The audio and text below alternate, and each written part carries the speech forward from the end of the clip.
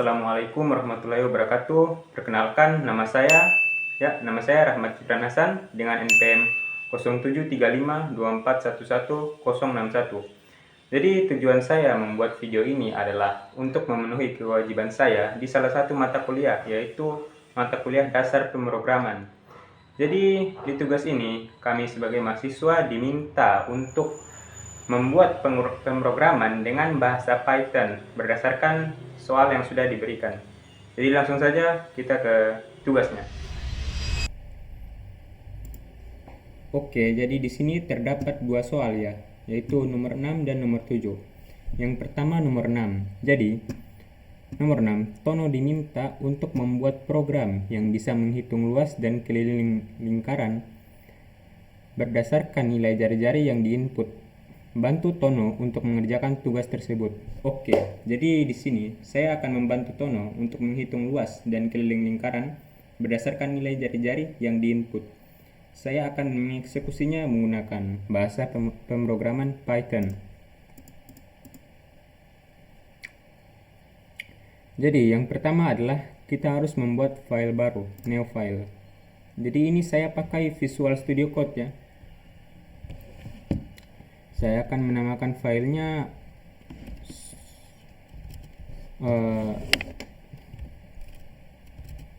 soal no 6.py. Jadi teman-teman sekalian perlu diingat, .py ini sangat penting ya kalau kita mau menggunakan bahasa Python di Visual Studio Code. Jadi kalau tidak ada .py ini kita tidak bisa menggunakan bahasa Python di Visual Studio Code. Jadi nama sudah dibuat, sekarang kita enter dan file baru berhasil dibuat. Oke, yang pertama saya akan memasukkan kode import math. Jadi source code import math ini adalah kode yang berfungsi untuk kita bisa menggunakan modul matematika yang mempunyai berbagai fungsi, salah satunya fungsi pi.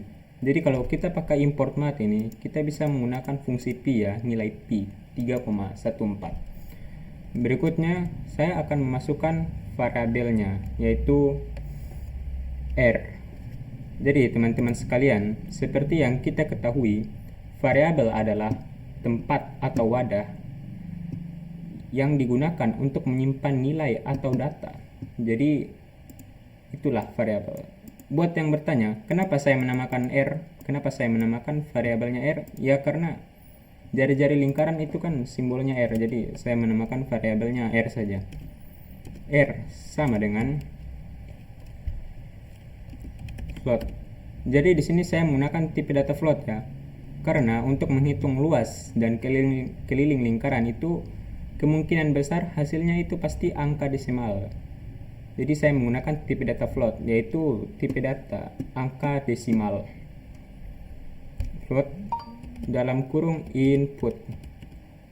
Oke, seperti yang kita ketahui, input adalah supaya kita pengguna bisa memasukkan nilai ke dalam program tersebut. Jadi kalau tidak ada input ini, kita tidak bisa ya memasukkan nilainya. Input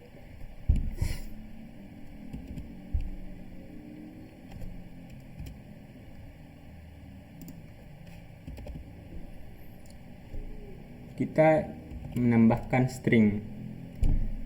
Jadi jika kita memasukkan tanda petik 2 ini, kita bisa memasukkan kalimat ya untuk memperjelas program kita. Sebenarnya kita bisa memasukkan apa saja, misalnya saya sudah lapar, maghrib masih lama, gitu ya. Jadi saya akan menambahkan kalimat masukkan jari lingkaran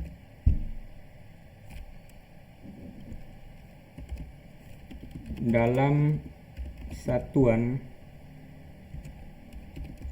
yang diinginkan.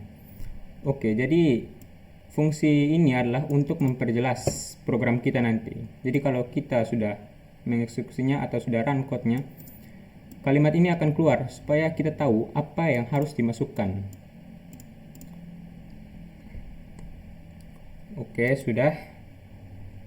Berikutnya saya akan menambahkan variabel luas. Luas sama dengan, jadi teman-teman sekalian, seperti yang ketahui rumus luas lingkaran yaitu pi kali r kali r. Maka saya akan menambahkan luas sama dengan mat pi. Kenapa harus mat pi? Kenapa tidak pi saja gitu? Tidak bisa ya. Karena seperti yang saya sudah jelaskan di atas tadi, source code mat ini berfungsi supaya kita bisa menggunakan nilai pi. Mat pi kali r kali r. Berikutnya keliling. Variabel luas sudah berhasil kita buat. Sekarang keliling. Keliling sama dengan, oke, jadi rumus keliling lingkaran yaitu 2 kali pi kali r. Maka saya akan mengetik 2 kali mat dot pi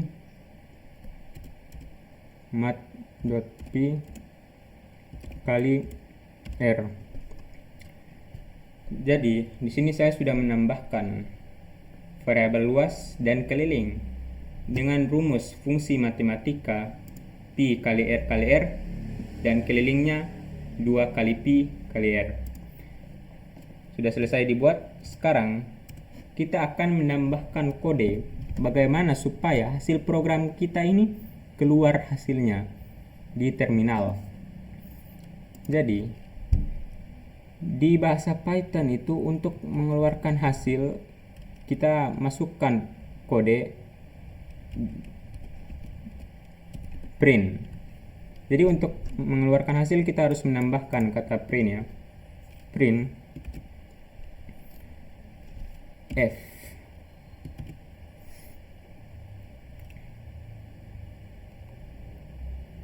Jadi kenapa saya menambahkan f? Jadi f ini adalah untuk memungkinkan kita menyisipkan variabel ke dalam string. Jadi ya f ini berpengaruh ya. Dan kalimatnya saya masukkan yang pertama yaitu luas lingkaran dengan jari-jari r seperti ini. Kita masukkan variabel r yang ini ke sini.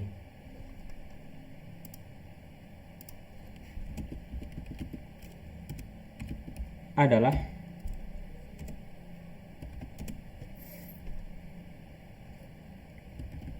kita masukkan lagi variabel luas. Jadi hasil dari ini akan dimasukkan ke sini dan ditampilkan ke terminal. Luas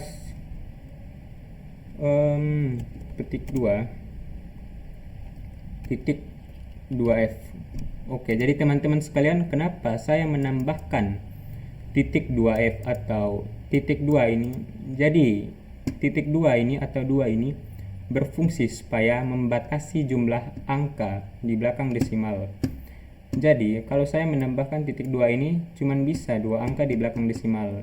Contohnya, kalau saya tidak menambahkan titik 2 ini hasilnya 1,82379123. Tetapi kalau saya menambahkan 1.2, angka tadi akan dipotong atau dibulatkan menjadi 1,82. Angka berapa tadi yang saya masukkan? Intinya angkanya akan dipotong atau dibulatkan, hanya bisa 2 angka di belakang desimal. Oke, luas sudah berhasil kita buat. Sekarang kita akan tampilkan kelilingnya. Sama seperti luas, tetapi kalimatnya berbeda ya. Yang ini luas, yang di bawah keliling. Keliling lingkaran dengan jari-jari R adalah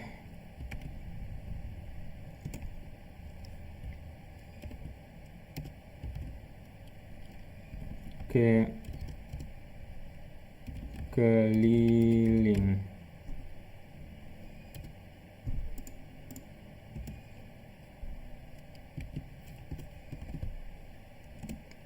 titik 2F.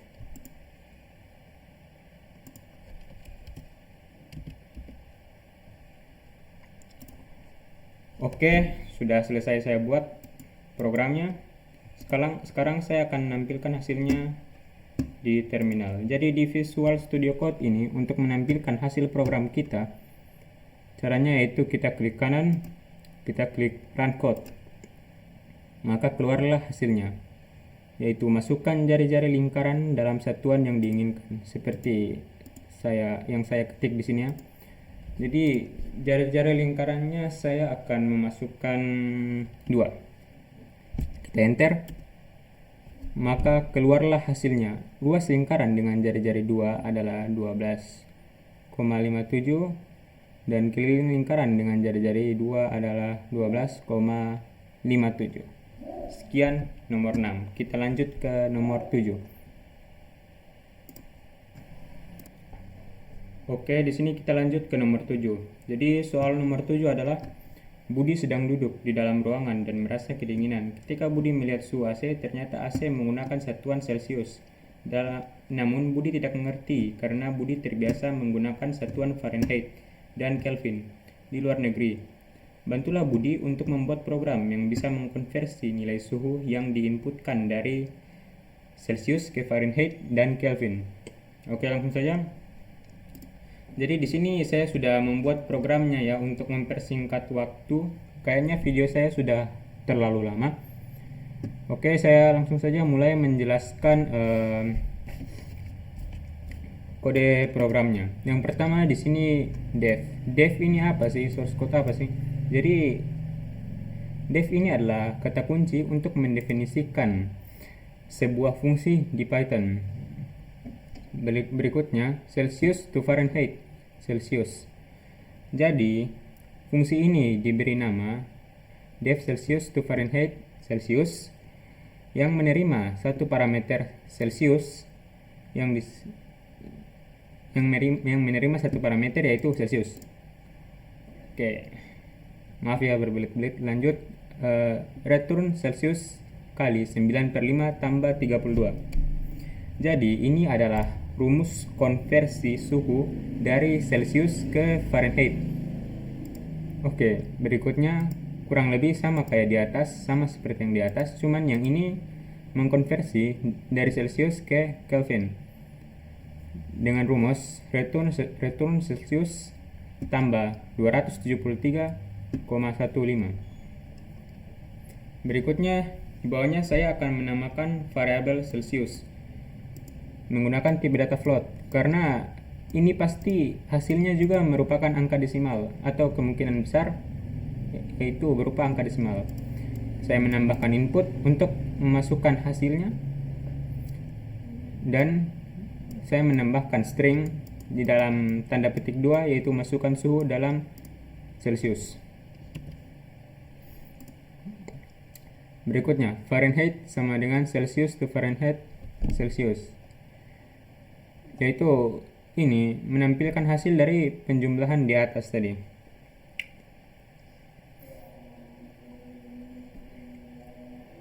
Jadi di fungsi ini dipanggil dengan argumen Celsius yang berisi suhu dalam Celsius. Untuk menghitung suhu dalam Fahrenheit disimpan dalam variabel Fahrenheit. Jadi ini disimpan dalam variabel Fahrenheit. Ini juga sama seperti yang di atas, yaitu ini untuk menghitung dan disimpan ke dalam variabel Kelvin. Yang terakhir print. Jadi seperti yang saya sudah jelaskan di nomor 6 tadi, print ini untuk menampilkan hasil di layar menggunakan F suhu Celsius setara dengan Fahrenheit F dan Kelvin 2F. Jadi titik 2F ini seperti yang tadi saya sudah sebutkan juga untuk membatasi angka di belakang koma. Jadi hanya bisa 2 angka di belakang koma. Kalau lebih akan dipotong atau dibulatkan. Sekian. Oke, jadi menurut saya Python ini adalah bahasa yang sangat mudah untuk dipelajari. Python dikenal dengan dikenal karena kemudahan penggunaannya, sintaks yang bersih, dan fleksibilitasnya. Dibandingkan dengan bahasa pemrograman lain, Python ini lebih sederhana dan mudah dipahami, bahkan oleh pemula sekalipun. Walaupun sederhana, Python memiliki ekosistem library yang sangat luas dan kaya, sehingga memungkinkan pengguna untuk dengan cepat mengembangkan aplikasi dan berbagai bidang mulai dari pengelolaan data, kecerdasan buatan, hingga pengembangan web. Sekian dari saya. Kalau ada salah kata saya mohon maaf. Wabillahi taufiq wal hidayah. Wassalamualaikum warahmatullahi wabarakatuh.